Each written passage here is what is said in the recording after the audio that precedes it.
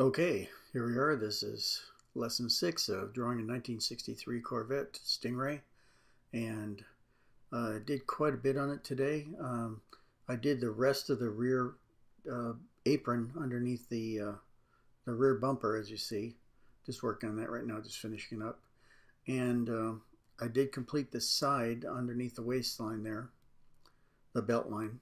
And these are just real rough color values. There's going to be actually a lot darker. The shadow under the car will be much darker, and the lower portion will be much darker. But I'm just trying to get a base coat down for all the colors that we need, and then I'll adjust in the final run through. I'll adjust one to the other so that we get a good spread of tonal values, because I want to make this car really stand out and look spectacular. Easiest way to do that is to have a light and a very dark right next to one another. So that's what we're going to have on this upper fender. But I'm not going to do that yet because I don't want to get too crazy with the color and then blow it out so far that I have to make it into a black car. So I'm going to work on this slowly and work up to the values that I want instead of having to change everything else because I screwed up.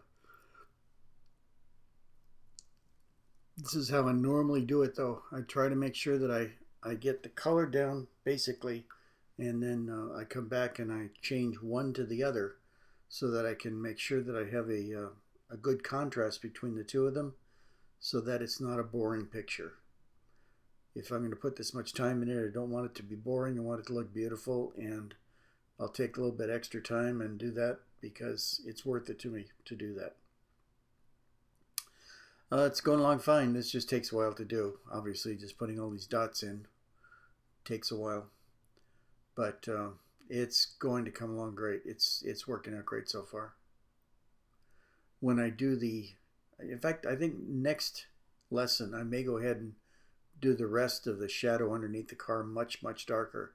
And that'll let me play with other color values. So I think I may do that before I do much more on the body. I may even do it off camera. That way you don't have to watch me do something that's just the same thing over and over and over again. So, but that'll let me go ahead and make the area below the belt line much, much darker. So that way we'll have a much better comparison or interaction between the two values. One's going to be much more exciting compared to the other one. So that's a good thing to do. I want to make it so this thing's very dramatic and really catches your eye. It's a very pretty car. I mean, today these things are worth half a fortune for what a car that was fairly inexpensive in its day. They bring huge prices today, and they should. They were quite a departure, and I don't think a lot of people at the time.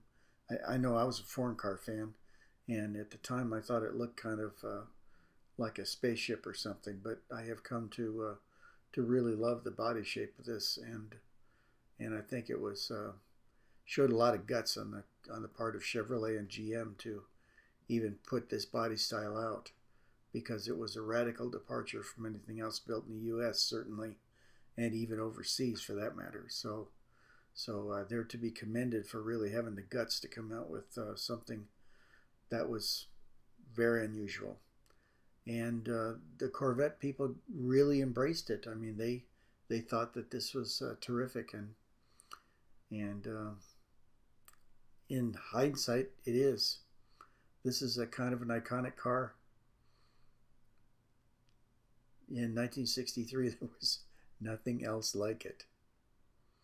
And then to be made out of fiberglass and to be made in the U.S., absolutely unbelievable. Okay. Getting on down to it now. Got about a minute left. Again, like I said, I'm just going ahead and putting in some color values. I am going to do the part underneath it. I'll do the shadow underneath it off camera, and then tomorrow we'll work some more on the upper body. And when we do, then you'll be able to see how it's going to stand out from the shadow and how much more dramatic it will make it. And then you get the idea of what I mean about playing off one value against another. And that's all we have. this is black and white we're using here. We got white canvas or board or paper, and we've got a black pen. So all I can do is just work those values one against the other and try to make it as good looking as I can. Okay, coming down to it, almost down to the end right now.